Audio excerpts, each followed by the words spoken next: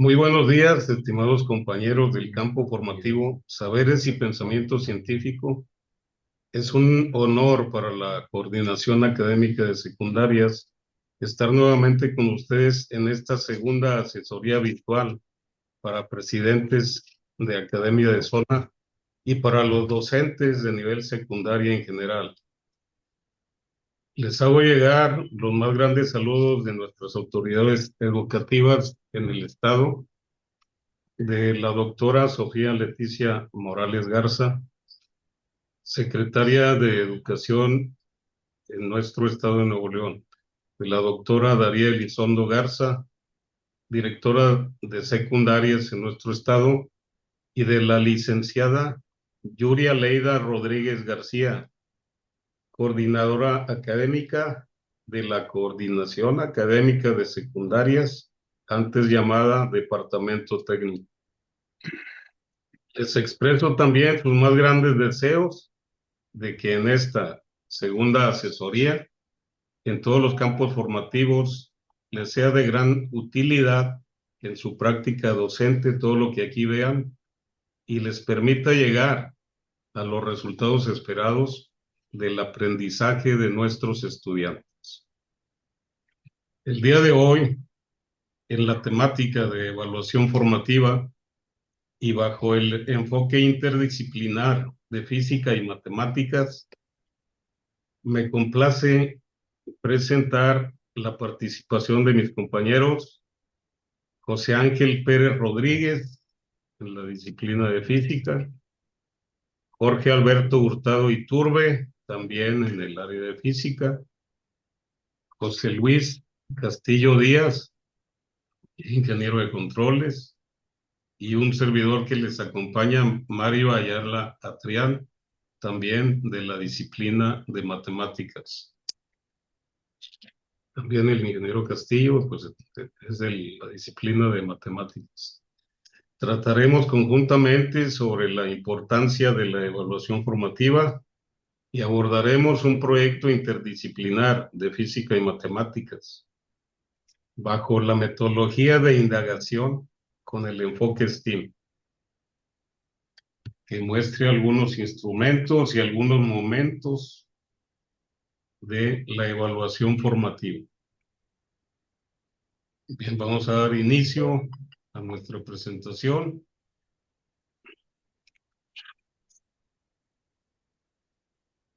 Bien, nuestra agenda, la bienvenida, que ya lo hicimos. Vamos a continuar. El propósito de la reunión, continuaríamos con la evaluación formativa con una actividad contextualizada precisamente bajo un proyecto interdisciplinario en el área de física y matemáticas. Y cerraríamos con la evaluación de la asesoría por parte de ustedes. El propósito de la reunión es que las maestras y los maestros de secundaria, todos ustedes, reconozcan, reafirmen las características y elementos de la evaluación formativa en el marco de la nueva escuela mexicana, para integrarla en la realización de proyectos integradores con enfoque interdisciplinario a partir de las metodologías sociocríticas. Cedo la palabra a mi compañero José Ángel Pérez Rodríguez para continuar. ¿Por qué planear y evaluar? Dos caras de una misma moneda. La planeación y la evaluación, ustedes lo saben, son dos aspectos, pero del mismo proceso. Son procesos simultáneos, pues están dándose en el aula, en la comunidad, cuando se trata de un proyecto comunitario, y en ese mismo momento se está dando la... Ya hemos hablado mucho en la primera asesoría y en la primera asesoría presencial de que la planeación Su objetivo es establecer una hoja de ruta, es una bitácora, es lo que se va a hacer, ¿sí? Es el diseño anticipado de la tarea, donde se establecen ya sea un proyecto, un contenido, un PDA, con qué se va a hacer, dónde se va a hacer, cuánto vamos a tardar en ese proyecto, en el desarrollo de esa PDA, en el desarrollo de ese contenido.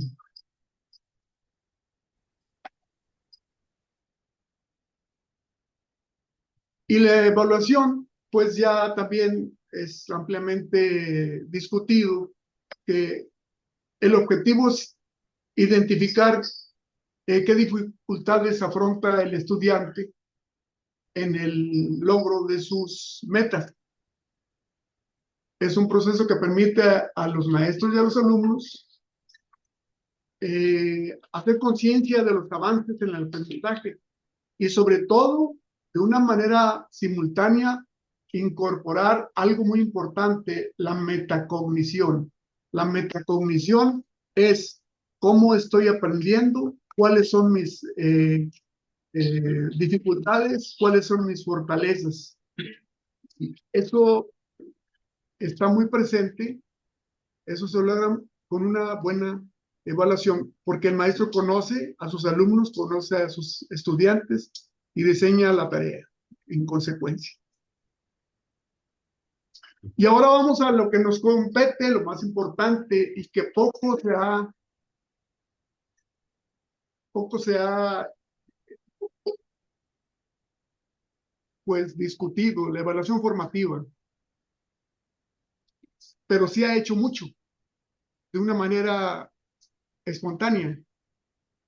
Hay estudios que establecen que el proceso formativo de niñas y niños y adolescentes que cursan la secundaria tiene actividades de aprendizaje que realizan en el aula, en la escuela, en la comunidad y en espacios donde se construyen los saberes. Y entonces la evaluación formativa es el puente que identifica los logros con, con los que está llevando el proceso educativo. Cómo está ocurriendo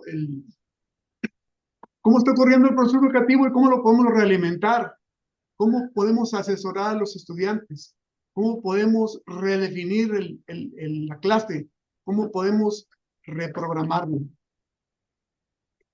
Y aquí les presento, si me permiten, un cuadro comparativo de la evaluación diagnóstica, otra vez, recordar la evaluación diagnóstica y la evaluación formativa. La evaluación diagnóstica se realiza antes del proceso. Y esta evaluación diagnóstica pues me permite conocer el perfil del estudiante, las fortalezas y las áreas de oportunidad. Se realiza pues antes al inicio del año escolar. El ciclo escolar tiene diferentes dimensiones. Principio del año escolar, antes de un contenido, antes de abordar un PDA, antes de abordar una clase y antes de abordar un proyecto. Es la que me permite conocer el estado del arte. Y la evaluación formativa es durante el proceso. El maestro en su aula, el maestro en las tareas que encarga a sus alumnos que realicen en su casa, ahí está asesorando cuando regresan, cuando desarrollan su trabajo, cuando están investigando, cuando están escribiendo, cuando están llenando su hoja de trabajo, ahí está evaluando formativamente. Eso lo hace el profesor, pero lo hace de una forma poco, bueno, muchos lo hacemos de una forma, hay que hacerlo un poco más sistemática. Esto permite a los estudiantes reflexionar sobre su proceso de aprendizaje. Y bueno, esto va encaminado a la acreditación.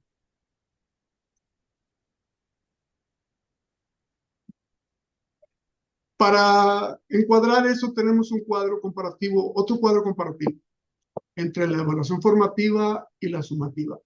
La sumativa es a la que se le ha dado mucho auge desde los anteriores años. Y la formativa se ha dejado de lado o se ha poco explorado. Es propósito de la nueva escuela mexicana enfatizar en la evaluación formativa. La evaluación formativa, entre paréntesis, es la que impacta en el desarrollo de un proyecto. Cualquier tipo de proyecto, ya sea disciplinar, ya sea de campo, ya sea en un proyecto social. El propósito principal, les voy a repetir, a retroalimentar el proceso a través del diálogo, generando procesos de autorreflexión entre maestros y alumnos para vencer obstáculos y reelaborar la actividad. Esto es difícil. Cuando algún contenido, algunos estudiantes necesitan más apoyo, el maestro ahí está, en la evaluación formativa.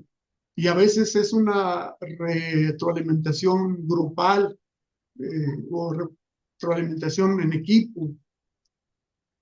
Y la sumativa es muy sencilla, asignar una calificación y rendir cuentas, es el propósito. ¿Cuándo se realiza? Enfatizamos, durante el proceso. Ahorita vamos a explicar, estamos diciendo el qué, ahorita vamos a ir el con qué y el cómo.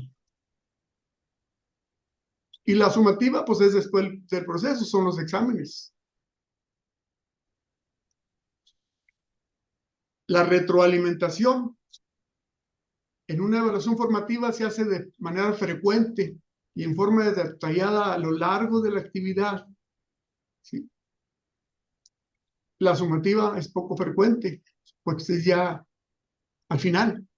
A veces, muchas veces es cuando ya hay poco que hacer. Y por lo que dijimos anteriormente, el impacto de la evaluación formativa es alto y de la evaluación sumativa es bajo. Aunque ambas, su función va dirigida al aprendizaje, obviamente.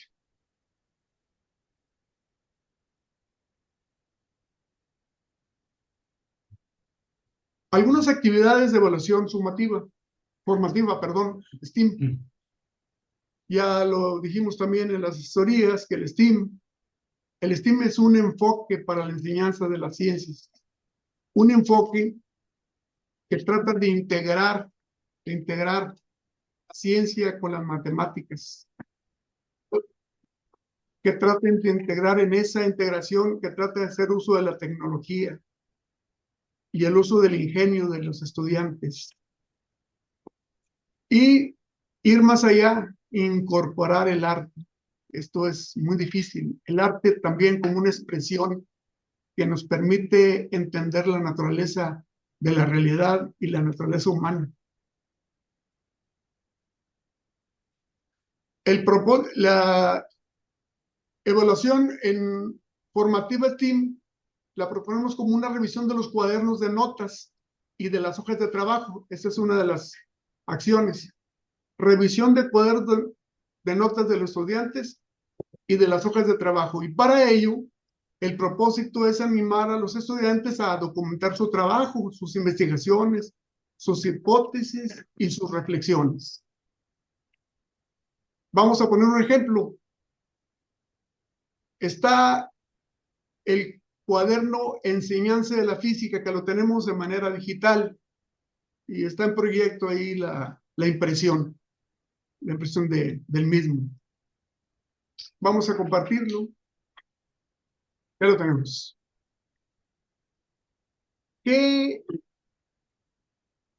¿Cómo evaluar formativamente revisando el trabajo del alumno? No se puede evaluar formativamente cuando el profesor es el que lleva el control de la clase. Y al final deja 5 minutos para que el muchacho conteste un cuestionario. Es una evaluación sumativa. evaluación formativa forma parte del proceso de enseñanza-aprendizaje. Y por lo tanto, la evaluación formativa toma lugar cuando el que lleva, se centra en el estudiante la actividad. ¿Y cómo se centra el estudiante en la actividad? Pues con un diseño instruccional del profesor. Y para ayudarlos mientras el futuro nos alcanza, les proponemos esto. Este es el cuaderno que les proponemos para física. Aquí está la presentación. Ustedes ya lo conocen. Si no, bájenlos, es gratis. Compártanlo con sus estudiantes, que ande por todos lados. Aquí no hay derechos de autor. Por ejemplo, en cuantificación de la realidad, que es la segunda actividad.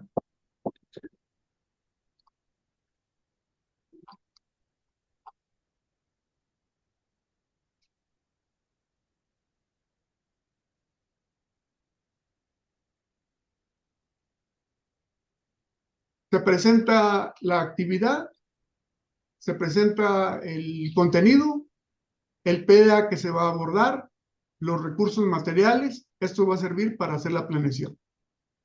El tiempo estimado, 6 horas. Y aquí viene la instrucción. Se manda a investigar en el libro Saberes y Pensamiento Científico, que es un libro de mucha calidad, pero no es un cuaderno de trabajo. Este es un cuaderno de trabajo que va a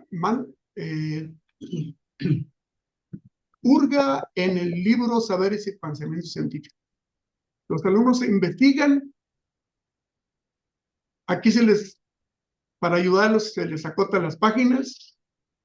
Si se lee detenidamente, contesta lo siguiente: ¿cuál es la importancia del Sistema Internacional de Unidades? Aquí al desarrollar, aquí el estudiante, al escribir, aquí estoy haciendo el profesor, ya sea en equipos o individual, está haciendo una revisión de cuál es el concepto que tiene el estudiante del Sistema Internacional de Unidades.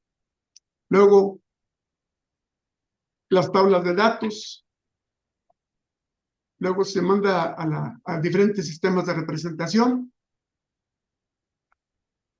Seguida se presentan los factores de conversión. Se hace una explicación. El estudiante lee todo esto y el maestro va asesorando por equipos el trabajo de cada uno de ellos. Y al final, valora tus pasos. Aquí está una manera de retroalimentar. Realiza las siguientes conversiones. Aquí no lo hacemos para calificarlo, lo hacemos para ver qué dificultades tiene el muchacho, y ahí el maestro empieza a 50 pulgadas a centímetros. Bueno, pues vamos a utilizar un factor de conversión de pulgadas a centímetros. Lo buscamos, el factor de conversión de pulgadas a centímetros. Encontramos que una pulgada tiene 2.54 centímetros. Usamos el factor correspondiente y se hace la conversión. No vamos a dar la clase ahorita. La clase se dio acá antes, el uso del factor de conversión. Ese es un ejemplo. Y así están todos los demás. En la actividad 3, diferentes tipos de movimiento. Otra vez están los contenidos, el PDA, el tiempo, etcétera. La investigación, los diferentes sistemas de representación. La realidad se presenta con modelos, y esos modelos son de diferente tipo, y los que me permiten entender una realidad son los modelos matemáticos. Y los modelos matemáticos no solamente son fórmulas. Este es un modelo matemático, es una gráfica. Ese es otro modelo matemático. Más atrás, más adelante, este es una tabla de datos. Este es otro modelo matemático, una gráfica de cartesiana, etcétera. Hay que leer detenidamente este cuadernillo para empaparse de su filosofía, de su pedagogía, de su didáctica. Aquí está el modelo STEAM. Y se está utilizando la tecnología, ¿sí? No es igual No es igual calcular la velocidad de un coche. Vamos a sacarlo a la calle y mover un carro y ver la distancia, ¿no? Pero sí podemos mover un coche en un simulador y los resultados son los mismos. La información que sacamos, el conocimiento es el mismo. Ahí está. Ahorita regresamos más después con esto. Está el cuadernillo de matemáticas que voy a ceder la palabra a mi compañero de matemáticas para que explique su estructura. Muy bien, compañeros. Ahora, Voy a poner de ejemplo con funciones de proporcionalidad inversa. Estamos en el cuaderno de matemáticas de segundo grado y cada uno de los PDAs que se presentan aquí en el cuaderno consta de 4 secciones para poder estimular, motivar al estudiante, ¿verdad? Que tenga más autoestima en conseguir éxitos parciales, ¿verdad? Ir resolviendo gradualmente, etcétera. Entonces, una de las secciones son conocimientos previos, la otra es el contenido en sí del PDA. Aquí estamos en esto es de lo que vamos a nos quedamos en el proyecto. También tenemos la sección de práctica, donde ya aplica el conocimiento y comienza a resolver problemas de preferencia por equipo. Así mero, ya dile que ya. Y finalmente tenemos una autoevaluación. Gracias. ¿Sí? Son 4 secciones. Alguien está. De cada uno de los PDAs que se manejan en el. Mande un pan y un café, dile. Sí, por favor, le pedimos a alguien, tiene el micrófono activado. Bueno, muchas gracias por este. Maestro Roberto, creo. Gracias, maestro.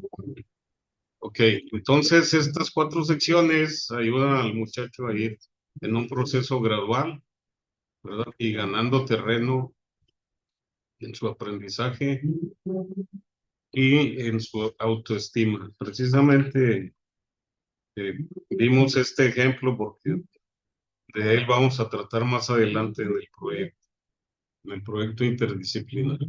Bien, continuamos.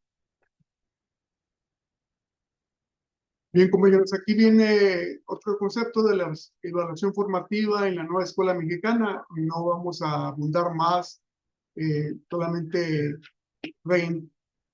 reafirmar que es una comunicación entre la enseñanza y el aprendizaje y una cercanía del maestro con el estudiante. Es formativa, es informativa, es motivadora, es comprensiva y es metacognitiva. Recordamos que la metacognición es una meta que hay que alcanzar porque es la que nos permite al estudiante que el estudiante sepa de sus logros, de sus necesidades, de sus potencialidades y de lo que requiere de su asesor, ya sea el profesor, los padres, sus compañeros o los textos digitales o impresos.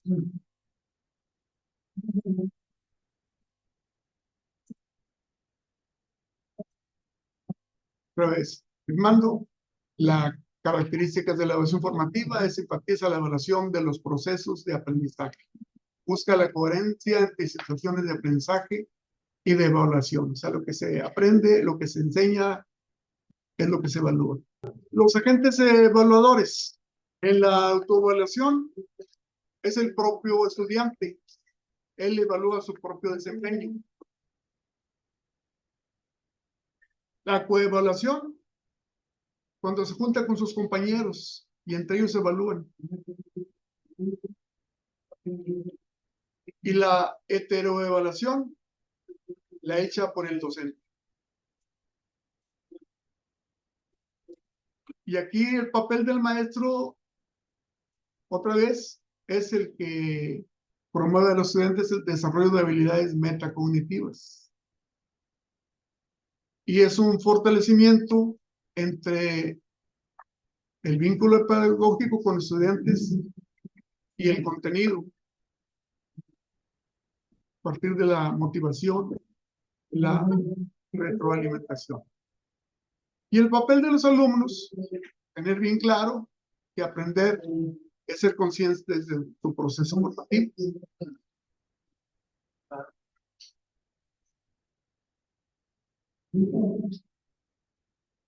Y aquí vienes a unos criterios para la evaluación, que lo vamos a ver ya en contexto más adelante.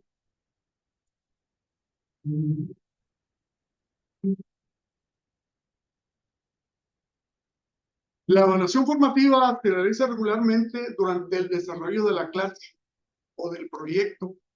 Y ahí se realiza incluso la autoevaluación y la coevaluación. Y es más, la interacción del alumno con una aplicación. Vamos a ver un ejemplo. Esta es una actividad, es la actividad 7 del cuaderno de Saberes y Pensamiento Científico. Creo que la 7, ahí la buscamos. Movimiento con velocidad constante. Con esta actividad nos permite establecer que el muchacho se autoevalúe y que se coevalúe.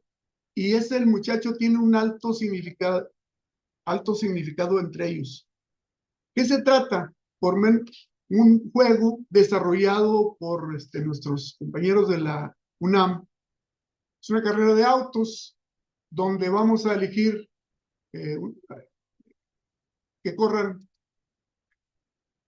Se dice ahí que, por ejemplo, un Lamborghini con una aceleración, dicen que de 12 metros por segundo al cuadrado y una velocidad inicial de 35 metros por segundo.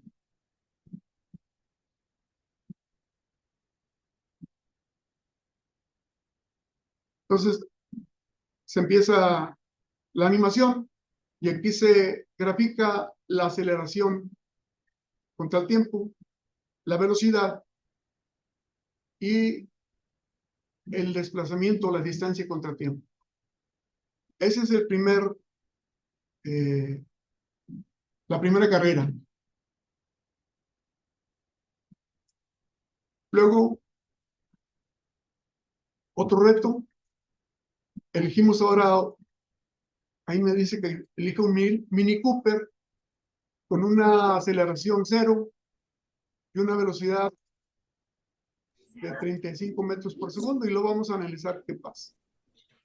Aquí está graficándose el movimiento de este carrito, Mini Cooper. Esta es la gráfica de aceleración contra tiempo, de velocidad contra tiempo y de distancia contra tiempo. Y aquí viene lo importante, aquí se hace una... si vamos abajo los resultados, me presenta los resultados. La aceleración del primer viaje de la Muji es aceleración 12, final inicial es constante, la velocidad inicial es 35 y la velocidad final 155 metros por segundo. La distancia recorrida 950 metros. En el segundo viaje la aceleración es 0, nomás es una velocidad de 35 metros por segundo y la distancia recorrida es esta. ¿Qué podemos concluir de esto? Aquí se hacen 3 preguntas. Para ahorrar tiempo vamos a irnos a la buena. El Lamborghini, por la aceleración que tuvo, incrementó su velocidad por unidad de tiempo. Así. Incrementó su velocidad. Este es el rojo, es el Lamborghini. Fue aumentando su velocidad. Y el Mini Cooper se mantuvo constante. La respuesta es esta. ¿Qué pasa con las aceleraciones? La aceleración del Mini Cooper es 0 porque acordemos que la aceleración aquí le habíamos puesto que era 0. La velocidad es constante de 35 metros por segundo, aquí la tenemos. El desplazamiento es constante, se recorren distancias iguales en tiempos iguales. y en cambio el que llevaba aceleración no es constante, es una cuadrática. Esto nos va a dar pie para encontrar el último modelo, que es D es igual a un medio de AC cuadrado. Y aquí D es igual a B por T. Es el paso siguiente. Aquí tenemos un modelo representacional, el modelo gráficas de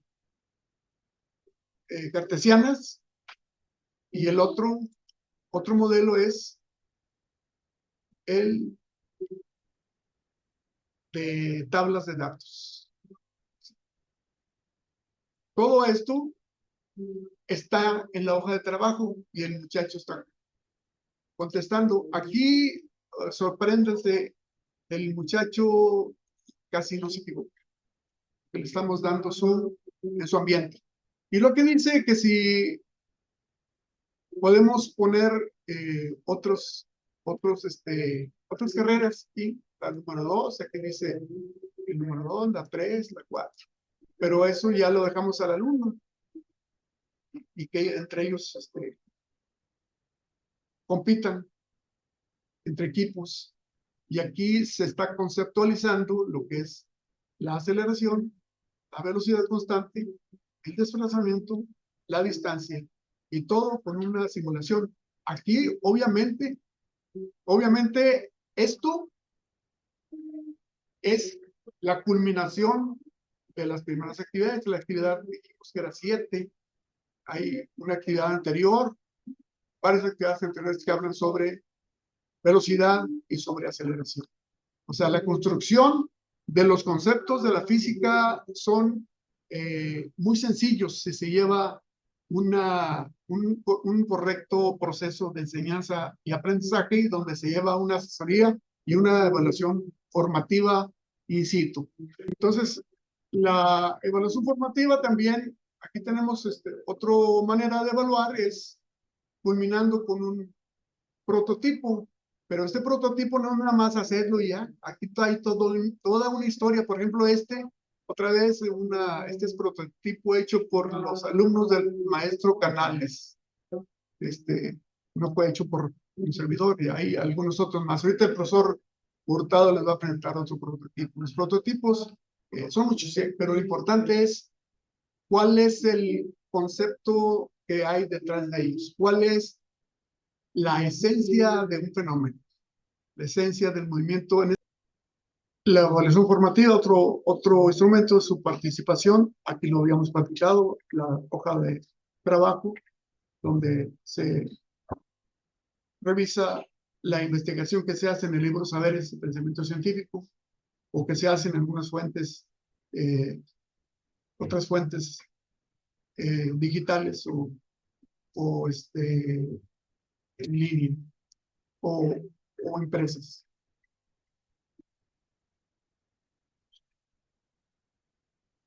Entonces, las estrategias de evaluación formativa es diseñar y ejecutar actividades, tareas que ofrezcan evidencias de lo que cada estudiante aprende. Ya lo platicamos, todo eso lo platicamos. Ahora sí vamos a presentar el proyecto integrador. Recordemos que la evaluación formativa es parte fundamental del proyecto integrador.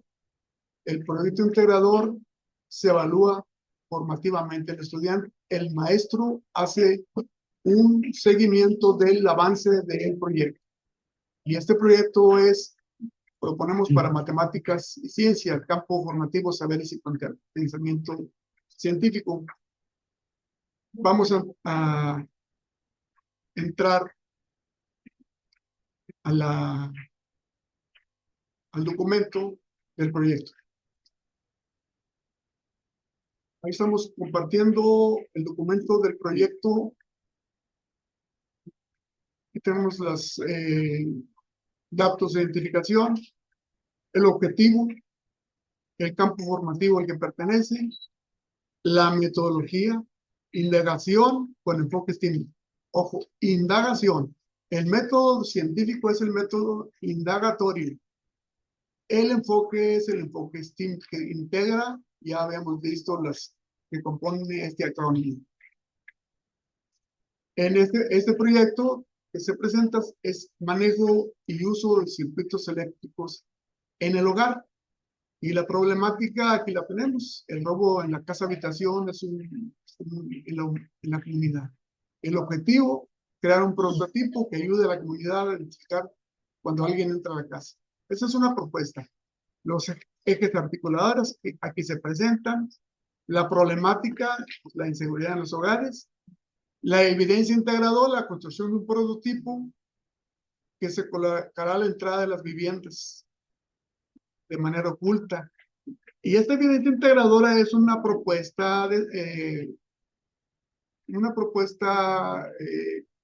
pues modesta. Después este mismo circuito puede conectarse a una cámara o a un teléfono y la información cuando alguien pisa el prototipo y se cierra un circuito.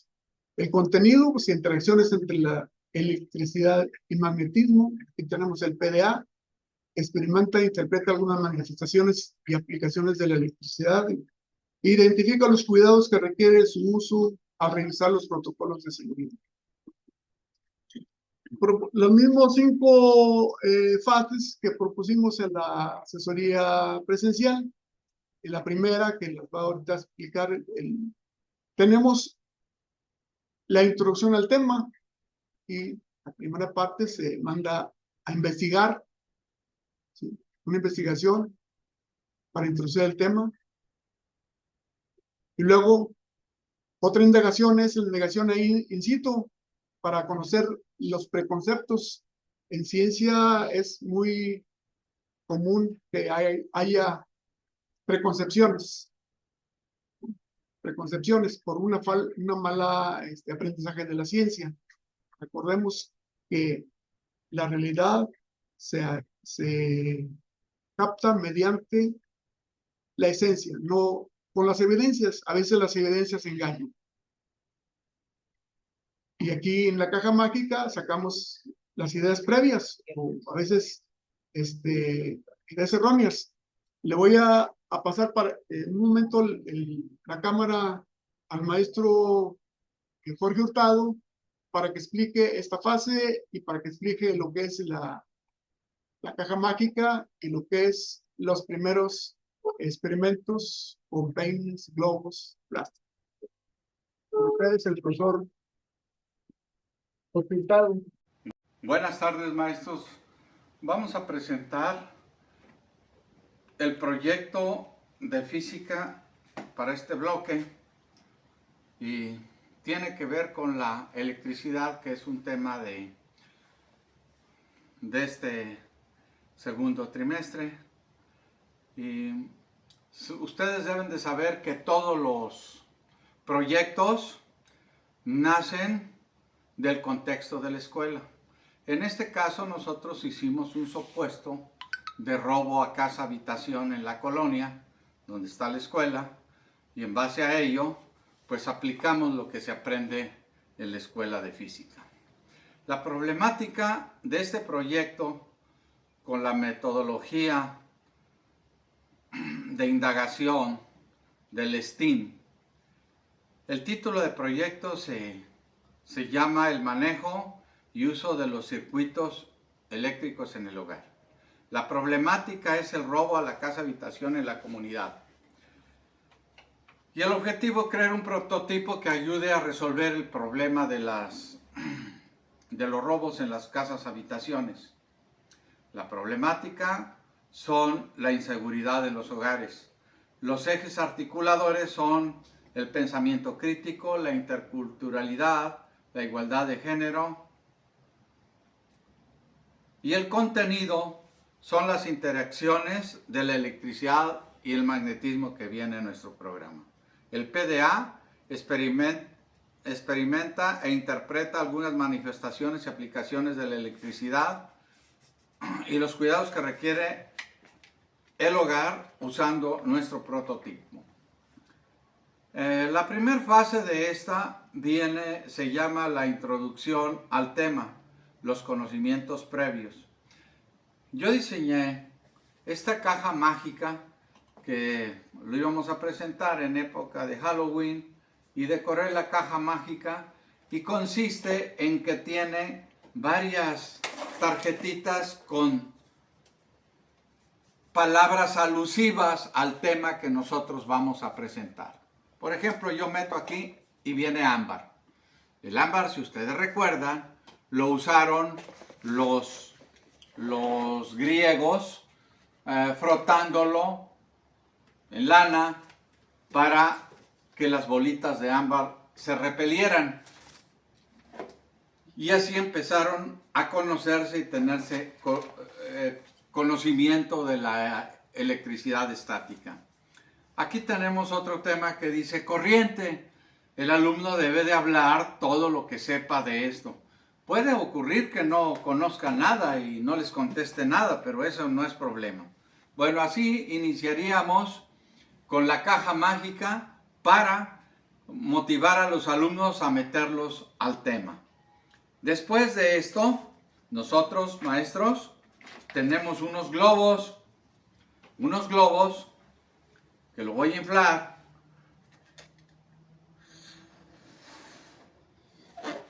Lo amarro inmediatamente. Y con este globo puedo hacer dos experimentos. Uno, tiro estos papelitos que deben de estar secos, les advierto. Si no están secos, si el papel está mojado, no se puede. Yo utilizo esta gorra de invierno y curiosamente el peluche que tiene acá o terciopelo no funcionó, pero esto otro funciona muy bien. Es como una lana sintética. Entonces yo lo agarro y por frotamiento el alumno podrá ver. Acércalo, por favor. Y vean ustedes cómo atrajo a los papelitos. Esta es electricidad estática. Pero no solo esto. Bueno, no sé si están viendo que se están repeliendo algunos. ¿Por qué se están saltando? Porque ya tienen la misma carga que el globo y entonces se botan ellos. Se repelen y saltan. ¿Verdad? Bien.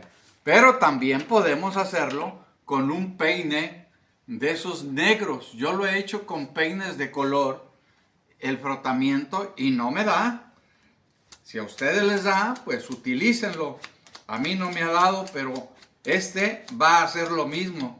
Lo voy a electrizar.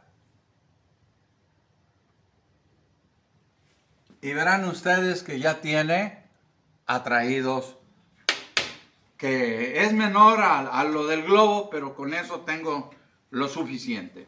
Yo también puedo electrificar por frotamiento.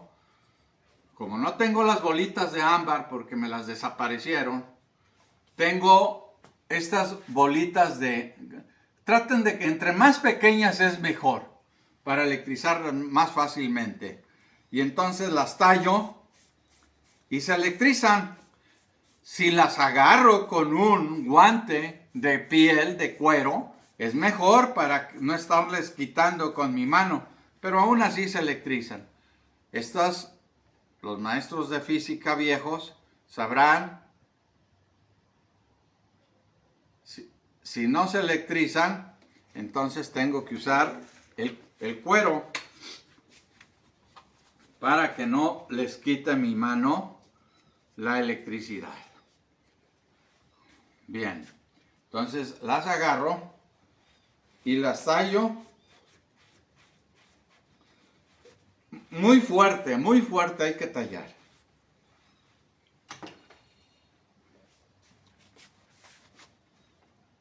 Una vez que ya las tengo, ahí ya se pegaron, debe estarle, y ahora se repelieron. Se vuelven a pegar. Será porque alguna tenga más carga que la otra y hasta que tienen igual número de carga, se repelen. Bien, esas son de los experimentos sencillos que podemos hacer nosotros. Bien, eso es con lo que respecta a la electrificación que se le puede pedir al alumno que hagan investigaciones. Bien, son las ideas previas con las que vamos a entrar. Pero yo también les puedo decir que si tengo dos globos,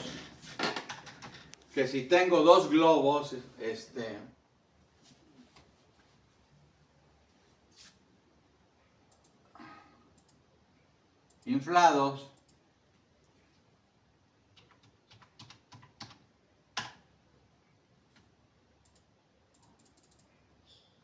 no me dejo. 23, 29.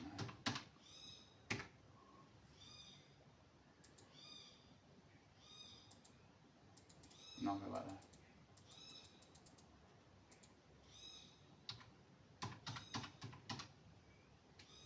Aquí tenemos este caso, maestros, en donde yo le voy a decir no mostrar ninguna carga.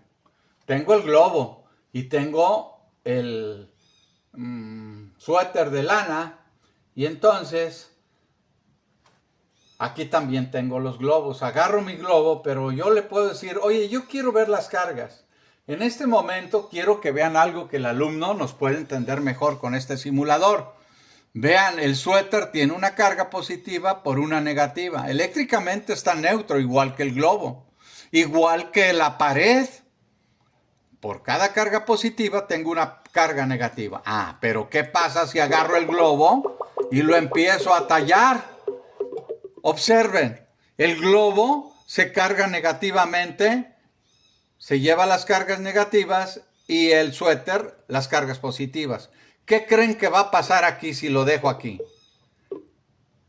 Vean, si lo acerco al muro, repele las cargas negativas hacia un lado, y vean, quedan solas las negativas y tengo positivas. Pero si lo suelto, se atraen, porque cargas positivas, cargas diferentes, se atraen, y ahí se están atrayendo. Entonces, si yo hago esto, véanlo, como está cargado negativamente, entonces lo que hace es que se repega a la pared, pero está repulsando a las cargas negativas. Ahora lo voy a hacer con dos globos. Este globo eléctricamente está neutro, y si yo lo acerco acá, vean, se para donde yo lo dejo, pero una vez que lo tallo, vamos a ver, reiniciar.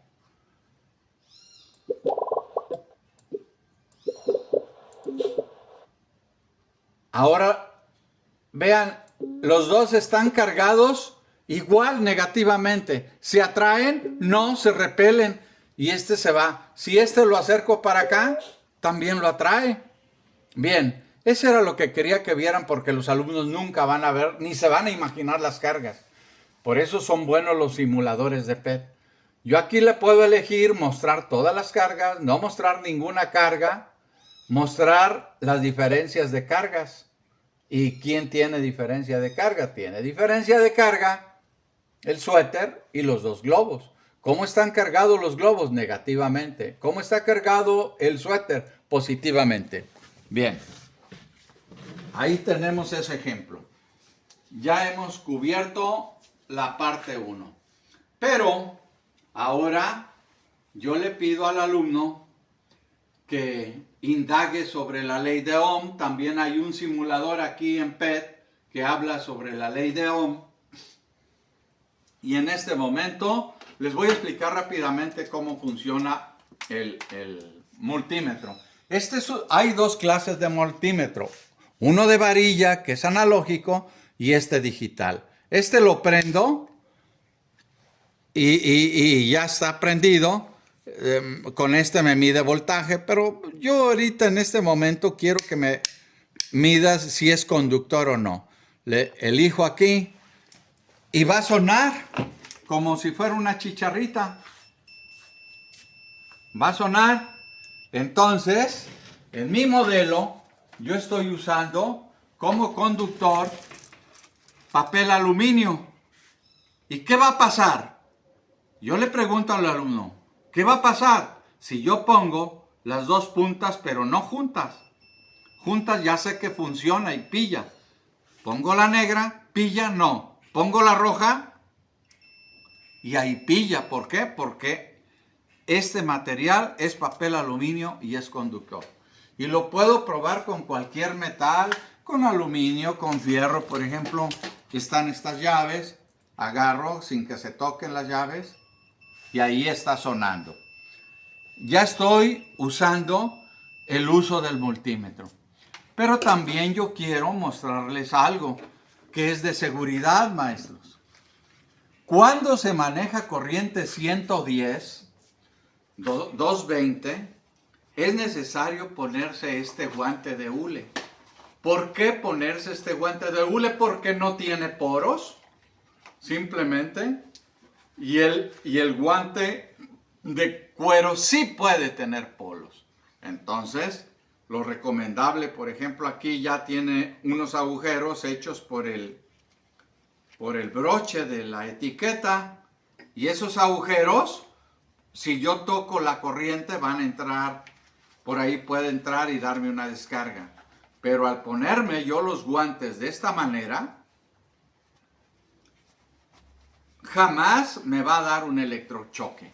Ya ocurrió con un liniero de alta tensión que no usó guante y este estaba perforado, tenía un agujero, le da una descarga, lo tumba y casi se mata porque hasta los intestinos se le salieron al chocar con la malla, las puntas de la malla de alambre que circulaba al transformador. Bueno, ese es un asunto de seguridad para los alumnos que ellos deben de aprender y saber que deben de usar en corriente de 110. Puedo decirles que la que más mata es la 110 porque la gente la manipula mucho y la 220 no la manipula, ni la alta tensión. Ve una torre y jamás se sube porque sabe que se puede electrocutar, pero la otra sí falla. Bien, entonces ahora vamos a tener, aquí tengo otro modelito muy pequeño y es un foco, es un solo foco. Y aquí voy a aprender a medir voltaje de corriente alterna, donde yo le pongo voltaje de corriente alterna. La de arriba es voltaje de corriente directa de 12 volts, de 16 volts. Y con esto voy a enseñar al alumno, se mide en paralelo, es decir, una punta adelante y otra punta atrás, y ahí me da 131.4 volts. Si lo quito, ahí me da. Este multímetro tiene una ventaja, que si le pongo el hold data, me paraliza todo, aunque ya no están las puntas, ahí me está diciendo que 131.4 es el voltaje. Así estoy enseñando a los alumnos a medir el voltaje. Yo generalmente, los alumnos que me han escuchado también ven cómo mido el voltaje de los automóviles o de una pila. Yo puedo medir el voltaje de una pila nada más selectando correctamente el voltaje. Y para ello, yo tengo unas pilas aquí que se las voy a poner.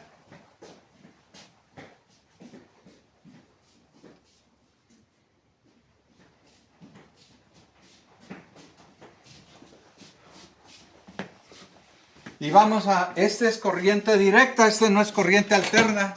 Selecto la corriente directa y ahora siempre debo de poner el negativo en el negativo y la punta de este va al positivo. Y lo toco. ¿Y cuántos volts me dice? 1.418 volts, 1.4 volts. Ahí está medido. Y de esta manera les estoy enseñando al alumno a medir corriente directa con el multímetro. En el siguiente paso de nuestro proyecto, bueno, una vez que ya aprendieron a medir esto, que ya tiene un poco de historia de la corriente, pues hay que decirle al alumno, me tardaría más si uso un foco con 1.5 volts, si uso un foco con 3 volts, con 6 volts, con 8 volts, con 9 volts y lo resiste, entre más corriente, mayor intensidad luminosa va a tener. Eso, y también me va a medir el voltaje que yo tenga. Y luego venimos, ya aprendieron a medir el circuito, ya manejaron el multímetro. Este es el modelo que vamos a construir, que consta de una alarma, y le puse un foco para que me anunciara. ¿Dónde quedó la pila? Esta es una pila de corriente directa que yo la voy a medir. Siempre pongo el rojo en el rojo, el negro en el negro, positivo y negativo. Y vean, esta me dice 13.0 volts el multímetro. Ahí me está marcando. Corriente directa es de 13 volts.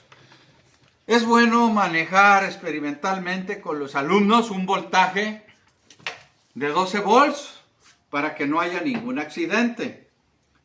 Y entonces agarro y le pongo esta. Vamos a poner, ya está construido, y les voy a explicar cómo funciona. Tiene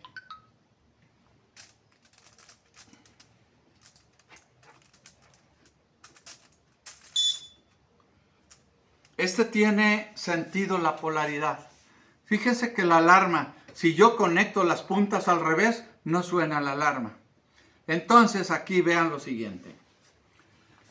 Si el ladrón entra, al pisar va a sonar la alarma y va a prender el foco. Depende qué es lo que quiera, o yo las dos cosas, ¿verdad? Si un ladrón ve que hay luz y está sonando una alarma, pues va a salir corriendo. Entonces al entrar, es un modelo muy simple, muy sencillo, pero que les llama la atención a los alumnos porque ven que está funcionando. Ya está conectado, ya medimos que tengo 13 volts con esta pila que me costó, creo, 450, y que la pueden conseguir barata en algún lugar que ustedes conozcan. Si se consigue más barata. A mí me la vendieron en una tienda donde dan caro. Entonces agarro, aquí está la alarma, aquí está el foco, aquí está la placa que va a pisar el ladrón. Él no sabe que hay en la entrada de la casa. Y agarro y vean lo que pasa. Está sonando la alarma y está prendiendo el foco. Dejo de pisarle y se apaga. Vuelvo a pisar y suena. Maestros, aquí está la aplicación de la física en una solución de problemas de casa. Incluso esto se puede hacer para cuando les abren los coches y ponerle una alarma y así ahuyentar al ladrón. Bien, quisiera hacerles más ejemplos, pero con esto es suficiente. Espero que vean cómo se aplican los conocimientos de la física en el salón de clase en la solución de un problema de la vida diaria. Robos en Monterrey son demasiados. Hay colonias en donde ya no pueden, pero de esta manera estamos enseñando al alumno a indagar, a pensar y a resolver un problema de contexto de la escuela. Les deseo feliz Navidad y próspero año nuevo. Me despido con un saludo afectuoso para todos ustedes y en especial para las escuelas rurales del estado de Nuevo León. Saludos.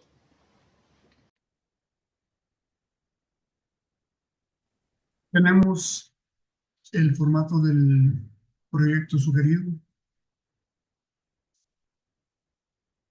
Lo va a presentar el maestro Mario y el compañero Hurtado más adelante. Mientras quisiera hacer algunas observaciones. Aquí tenemos los datos de identificación que ya conocen, las fases. Primera, estas se las vamos a dejar, no las voy a leer. El maestro Mario Hurtado más adelante en detalle se los va a explicar. Lo que sí quisiera es presentarles el simulador que me permite encontrar la relación que hay entre el voltaje y la corriente. Es una actividad 24 del libro La enseñanza de la física mediante actividades reales y virtuales. Aquí está la hoja de trabajo que ya platicamos. Sirve para que el profesor haga una evaluación formativa, que habíamos dicho que era parte del proceso. Tenemos aquí el vínculo que me permite entrar a la simulación.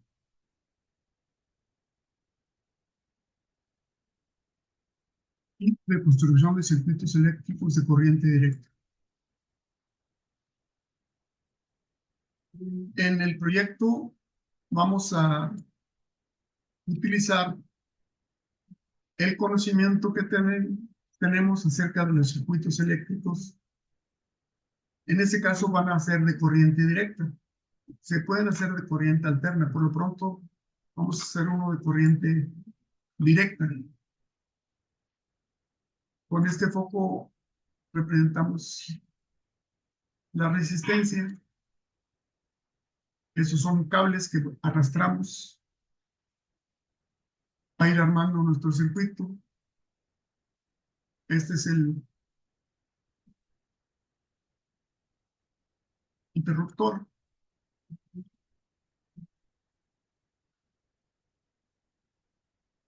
Y aquí cerramos el circuito. Ya lo tenemos formado. Está funcionando, se prende nuestro foquito.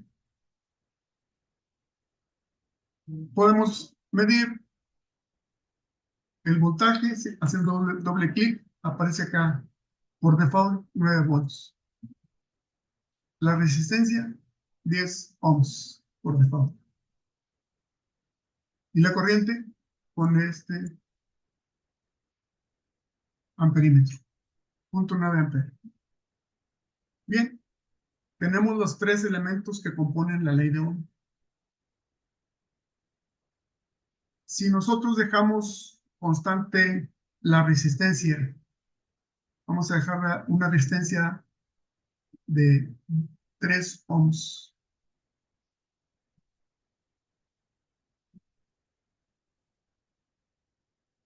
Para 3 ohms vamos a darle un voltaje de 10.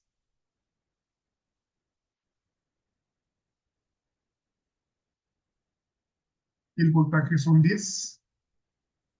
¿Qué corriente circula por el circuito? 3.33 amperes. Si dejamos constante la resistencia, que son 3 ohms, y aumentamos el voltaje, ahora en lugar de 10 vamos a darle 20 volts.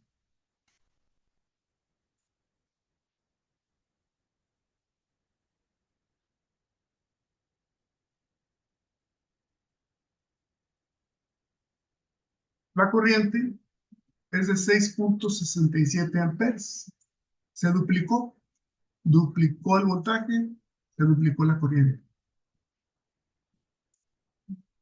Vamos a duplicar, vamos a aumentar 10 volts más, 30.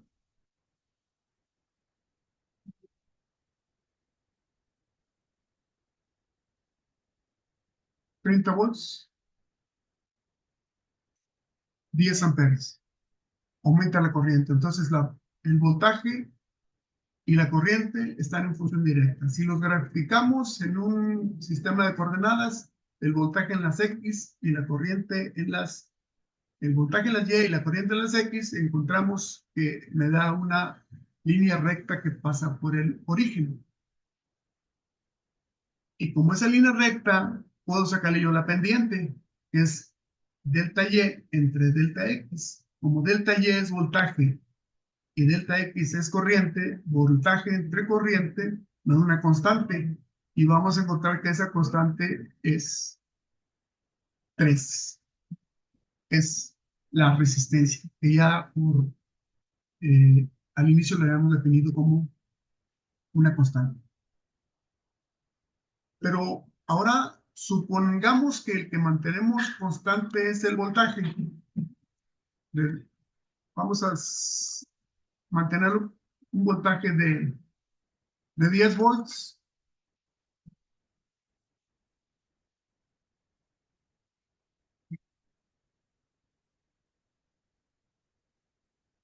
Y vamos a variar la resistencia. La resistencia de 2 en 2.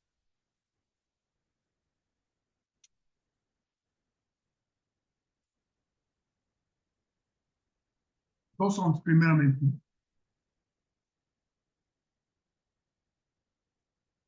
¿Cuál es la corriente que circula? 5 amperes. ¿Sí? Una resistencia de 2 ohms, la corriente es de 5 amperes. Aumentamos a 4 ohms.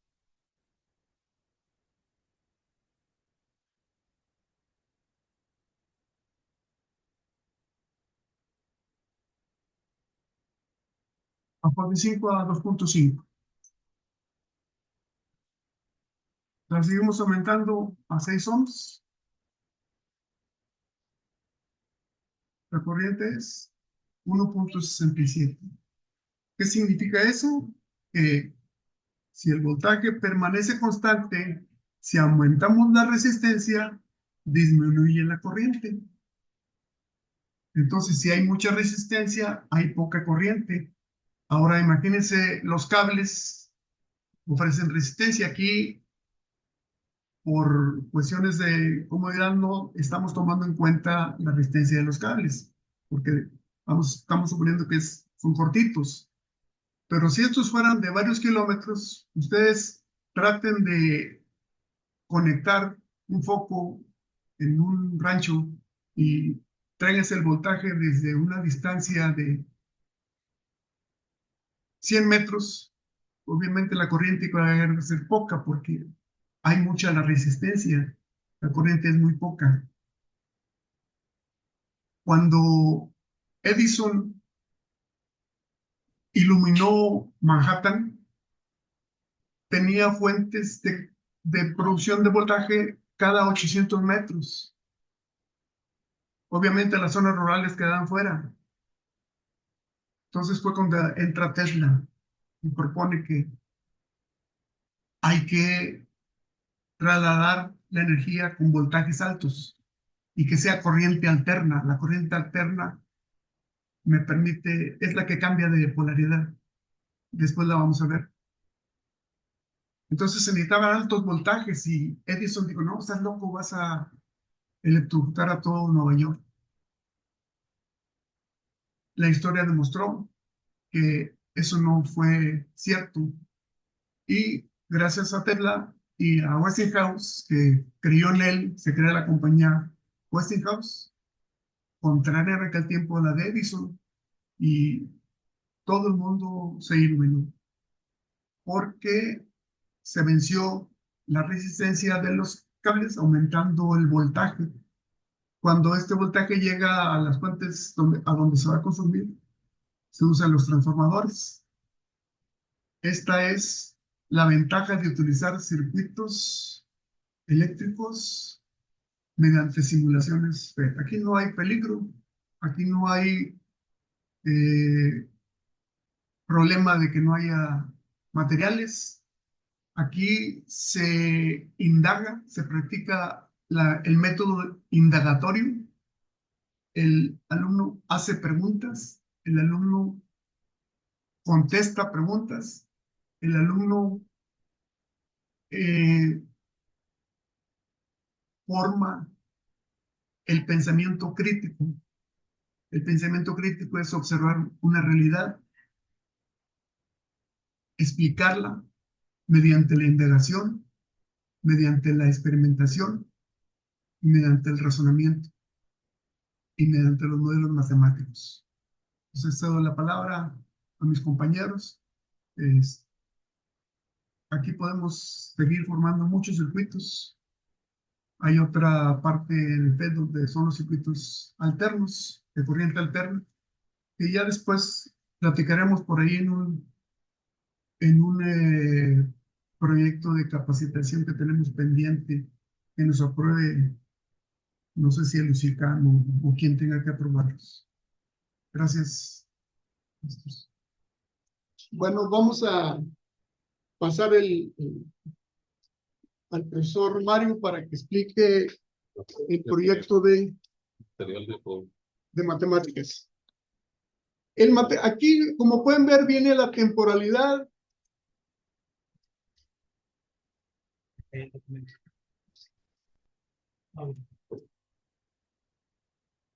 Viene la temporalidad y viene el material de apoyo. Aquí dice tela de lana, etcétera. Lista de cotejo. Este es para la evaluación formativa. Lista de cotejo. Al final vienen las listas de cotejo que se proponen para este proyecto.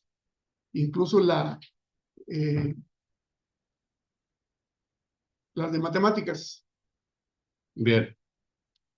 La aportación de matemáticas en este proyecto pues está basada en dos contenidos, pueden ser otros más diversos de acuerdo a lo que se trate de abordar, de lo que se trate de analizar más bien y lo que se delimite, ¿sí? Entonces, esto está delimitado más que nada a los dispositivos básicos de seguridad que presentó el maestro Hurtado hace un momento. Pero los contenidos son dos: obtención y representación de la información y el contenido de funciones.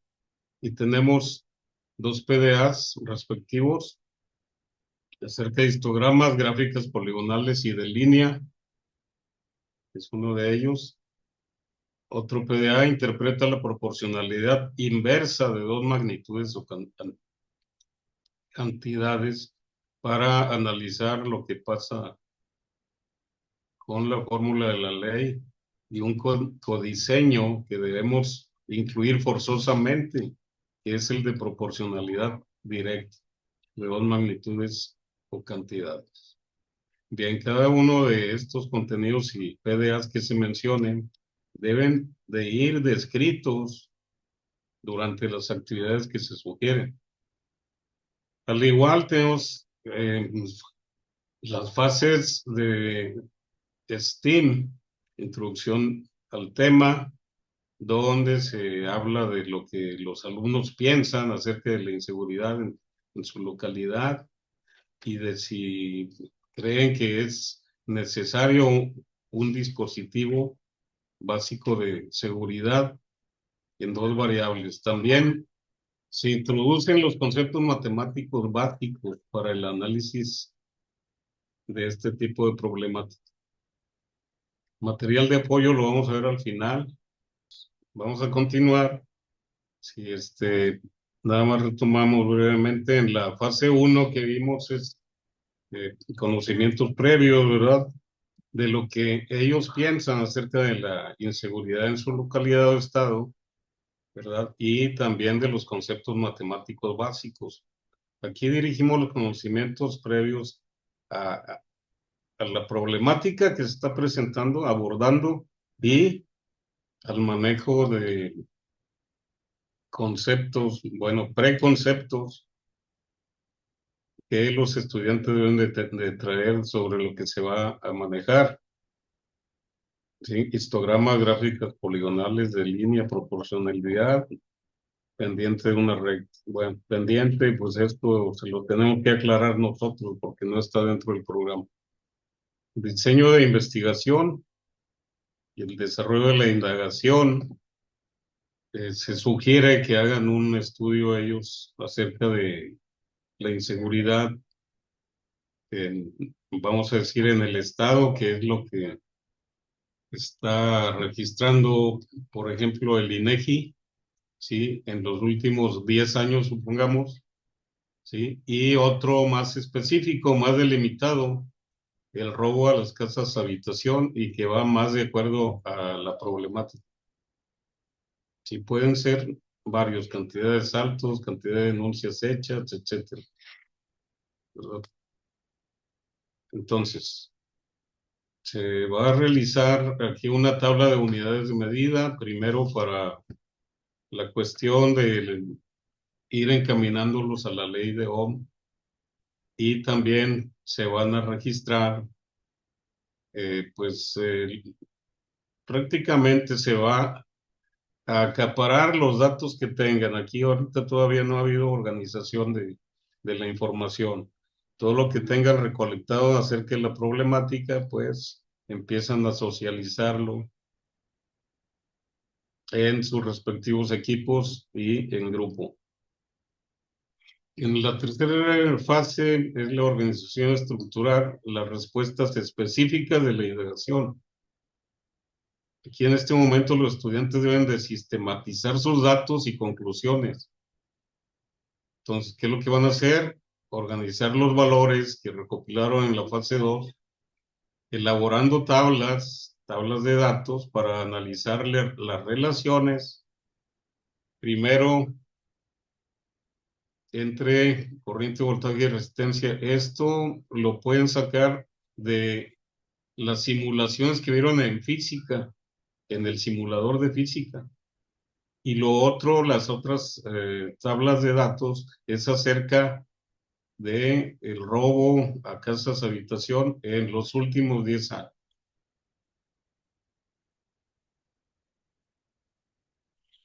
En cuanto a la presentación de resultados, se va a elaborar un histograma. Se sugiere que el maestro maneje una gráfica poligonal y una gráfica de línea, con la estadística de inseguridad registrada en la fase 1 del proyecto. Esto ahorita le vamos a dar una idea en los materiales de apoyo que estamos aquí sugiriendo en la columna derecha, ¿verdad? Este sería una de los productos donde presentarían sus resultados, aplicando la ley de Ohm y con ejercicios contextualizados.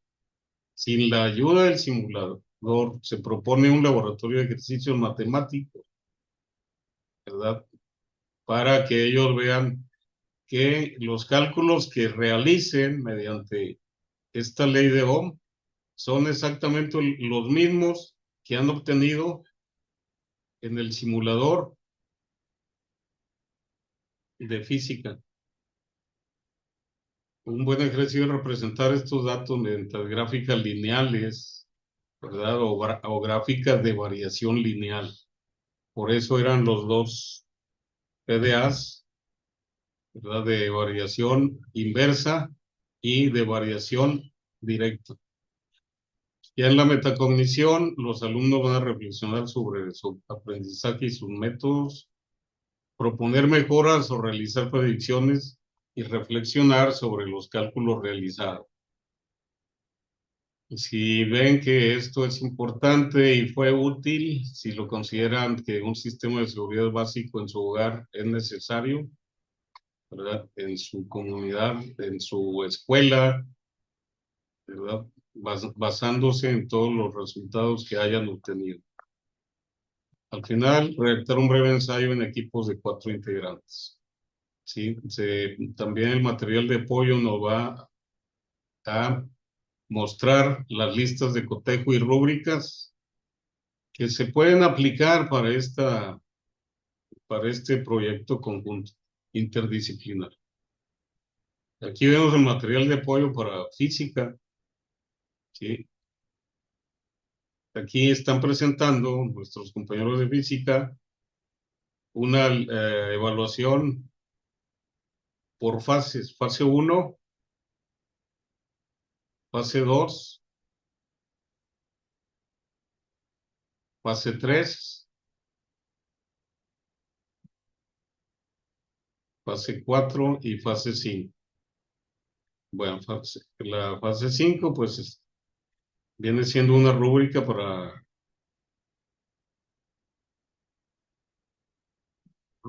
proyecto interdisciplinar,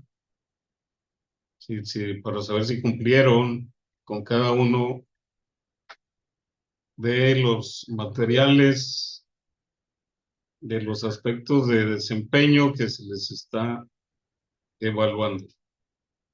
En cuanto a la disciplina de matemáticas, si se propone listas de cotejo y rúbricas, pero no enfocado precisamente hacia las fases, sino hacia las actividades. Esto puede variar dependiendo de qué es lo que se quiera medir.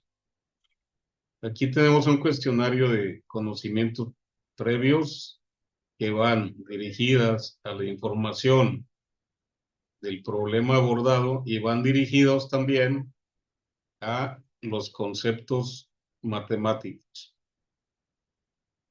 Empecemos a hablar de variación directa e inversa. Otra de las actividades que se sugieren es un laboratorio de ejercicio, ¿sí? Donde se pretende justificar el problema de la fase 2 mediante histogramas, gráficas, poligonales y de línea. Fase 2, indagación. Fase 3, representación de tablas.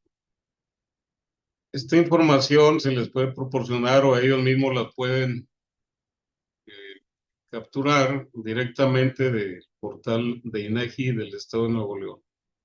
Aquí tenemos incidencias de delitos en general, es la primera, que no nos lleva mucho a la problemática, y tenemos incidencias reportados por robo a casas habitación desde el año 2010 al 2023, ¿verdad? De aquí se desprenden varios ejercicios donde ellos pueden hacer alguna otro tipo de conocimiento, ¿verdad? Introducción a otro PDA, etcétera, donde pueden calcular frecuencia relativa, frecuencias relativas porcentuales, etcétera, y una serie de cuestionamientos acerca de las frecuencias porcentuales o simplemente los porcientos que se están presentando desde el 2010 a la fecha, y se propone elaborar el histograma donde en el eje X se considera la amplitud del intervalo, que viene siendo los años 2010 a 2024. Algo pasa que no está aquí, el histograma ya estaba elaborado, algo pasa, y aquí en el eje Y son las incidencias que están reportadas en esta tabla, incidencias por año, ¿verdad? Y aquí vemos un comportamiento de cómo, de la tendencia en que se presentan los robos a casa habitación. Les digo, ya estaba elaborado, algo pasa, ¿verdad? Pero esta es una de las actividades que van a presentar los estudiantes. Enseguida viene el codiseño, la relación interpreta la proporcionalidad directa de dos magnitudes o cantidades, y aquí es donde aplicamos la ley de Ohm. Y también una serie de ejercicios. Si se regula el voltaje de un circuito, mantener su resistencia sin variación, ¿cuáles serían las intensidades de corriente? Proporcionamos la ley y ellos van a tener que hacer sus despejes, ¿verdad? Para poder calcular la intensidad de corriente en amperes. Esto posteriormente lo pueden checar, o previamente lo pueden checar en el simulador de física. presentada por el maestro José Ángel. Posteriormente, se analizan los resultados y vemos cómo se puede graficar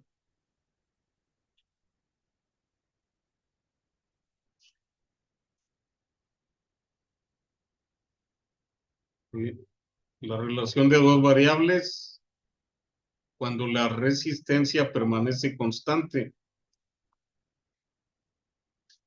Tenemos voltaje contra corriente. Se les da idea de que asocien los pares como pares ordenados y lo trasladen a un plano, ¿verdad? Entonces vamos graficando puntos y finalmente pues tendríamos, si unimos todos los puntos en esta relación, cuando la resistencia permanece constante, tendríamos la línea recta que apareció en el simulador de física, ¿verdad? Y ya pueden ver ellos que matemáticamente también se modela la relación que nos da la ley de Ohm. Posteriormente, y por último, se va a mantener el voltaje constante, como lo hizo al final el maestro Ángel, ¿verdad? Y se va a ir variando la resistencia. Estos despejes, pues, los tiene que lograr el alumno, nada más se le dio una sola, una sola forma de la fórmula, ¿verdad? Esto se muestra después de que conteste el ejercicio, complete datos y nuevamente grafique los puntos obtenidos por pares ordenados. Tenemos corriente contra resistencia y vemos que ya no es una línea recta, vemos que ya no pasa por el origen y vemos que esta proporcionalidad, cuando la resistencia aumenta, la corriente tiene que disminuir. Bueno, por mi parte, va a ser todo por hoy. Hay que acordarnos que la evaluación formativa evalúa procesos, no resultados. Y en la nueva escuela mexicana, la evaluación formativa busca el desarrollo de aprendizajes en el marco de diversas situaciones y escenarios situados en la realidad de los alumnos, considerando sus intereses y necesidades. ¿Sí? Acordémonos que el acercamiento de la realidad al aula es una de las filosofías principales de la nueva escuela mexicana para las niñas, niños y adolescentes. Por mi parte, es toda mi participación y nos despedimos. Les pido, de favor, hay un QR de asistencia para que registren su participación y evalúen su asesoría. Bien, bien, dos opciones. Les cedo la palabra al maestro José. Nada más para agradecer su presencia y decirles que está pendiente un taller de STEAM con laboratorios reales y simulaciones en base al cuaderno de la enseñanza de la física que todos ustedes tienen. Estamos ahí en ese proyecto y con muchas ganas todavía de estar en este proceso de continuo desarrollo, todo dentro del marco de la nueva escuela mexicana. Profesor Hurtados, gracias por mi parte. Saludos a todos, Celestino, perdón. ¿Cómo estás? Bueno, algunos somos conocidos, otros somos nuevos. Los proyectos se van a seguir usando, traten de que no sean largos, es mi consejo, porque solamente yo creo que así se les saca más ventaja. Que les vaya muy bien y que tengan unas felices fiestas para diciembre.